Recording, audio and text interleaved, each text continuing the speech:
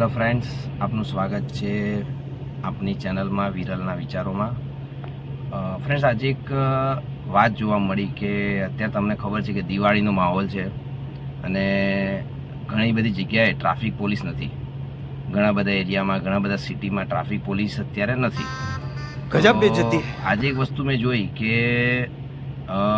જે દિવસે traffic police નથી હોતી તો કોઈ પણ ચાર રસ્તા હોય કે કોઈ પણ જ્યાં બી ડાયવર્ઝન કે કંઈ પણ હોય ત્યાં એટલો બધો ટ્રાફિક થાય છે કે જેની કોઈ હદ નથી. જે ટ્રાફિકમાં આપણે 2 મિનિટની અંદર નીકળી જતા હોય એ જ ટ્રાફિક ક્લિયર થવામાં કમસે કમ 15 થી 20 મિનિટ થાય છે. અને એ પણ ક્યારે કે જ્યારે કોઈ વોલેન્ટરી ઉતરીને, તમારા મારા જેવા કોઈ વોલેન્ટર હોય એ ઉતરીને એ ટ્રાફિક ક્લિયર કરે ત્યારે. તો ફ્રેન્ડ્સ, આનું એક હિસાબે સાયકોલોજીકલ રીઝન જોવા જઈએ તો લોકો એટલા બધા ફ્રસ્ટ્રેટ છે કે સૌથી પહેલાં કોણ નીકળે એની રેસ લાગેલી હોય છે.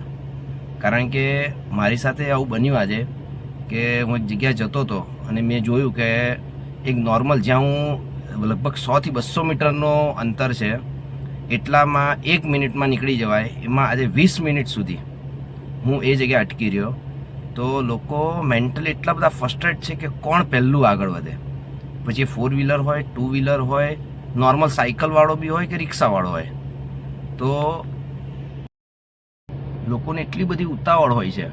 અને આની જગ્યાએ જો તમે કંઈક થાય અને ઇનકેસ કોઈને કંઈ ગાડી અડકી જાય કે નોર્મલી પણ કોઈને કંઈ થાય કે ભાઈ કોઈ રિક્ષાવાળો પાછળ નહીં ખસતો હોય કે કોઈ જગ્યાએ છતાં પણ આગળ નહીં જતો હોય, તો ઘણીવાર એવું લાગે છે કે પેલો આખા ઘરનો ગુસ્સો કે એનો જે પણ ફ્રસ્ટ્રેશન હોય, ઓફિસનું ફ્રસ્ટ્રેશન હોય કે એને કંઈ પણ ફ્રસ્ટ્રેશન હોય, સામેવાળા પર ઉતારી દે છે.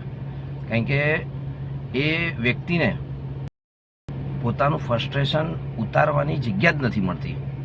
કારણ કે આપણને બી ખબર છે કે આપણી અત્યારે રૂટીનની લાઈફમાં કોઈ પણ માણસ એટલો બધો ફ્રસ્ટ્રેટ થયેલો હોય છે કે કશે પણ જો હલકું ગુસ્સો કે કોઈ વાતથી ટ્રિગર થઈ જાય તો આગળ પાછળનું, ઉપર નીચે, ગમે ત્યાંથી બધા પોતાનું ફ્રસ્ટ્રેશન એ સામેવાળા વ્યક્તિ પર કાઢી નાખે છે.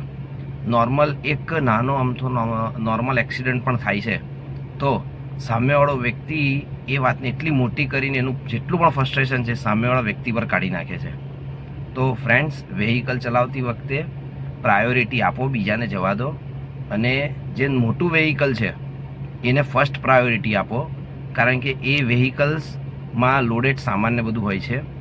સો આ તો એક નોર્મલ એક વિચાર હતો કે તમે તમારું ફ્રસ્ટ્રેશન બીજા વેહિકલવાળા પર ન ઉતારતા તમારું ફ્રસ્ટ્રેશન તમે કોઈ સારી પ્રવૃત્તિઓમાં ઉતારો.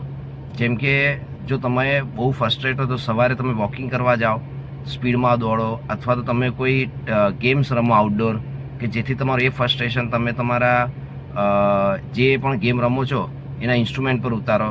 કારણ કે તમે અત્યારે જાણો છો કે કલકત્તા, દિલ્હી, જયપુર એ બધામાં અત્યારે એક એવો ટ્રેન્ડ ચાલ્યો છે કે તમને લગભગ 200 કે 300 રૂપીસ આપીને તમને એક ફર્સ્ટ રૂમ તરીકે એક જગ્યાએ તમે લઈ જાય. ત્યાં તમને હેલ્મેટ ને બધું પહેરાવે અને તમારે બધી વસ્તુ જે તોડવી હોય તમારી, અને એ વસ્તુ તમે તોડી શકો. તમને હાથમાં બેટ આપી દે. તમારે જે ફ્રસ્ટ્રેશન તમારું કાચ પર કે તમારો કોઈ દિવાલ પર કે જ્યાં તમારે ફ્રસ્ટ્રેશન કાઢવું હોય એવી જગ્યા અત્યારે અવેલેબલ છે. તો ફ્રેન્ડ્સ, હું તમને રિક્વેસ્ટ કરું છું કે તમારું ફ્રસ્ટ્રેશન તમે કમસે કમ તમારા વેહિકલ કે તમારા રસ્તા પર કે કોઈ બીજી વ્યક્તિ પર તમારું ફ્રસ્ટ્રેશન તમે ના ઉતારો. Thank you.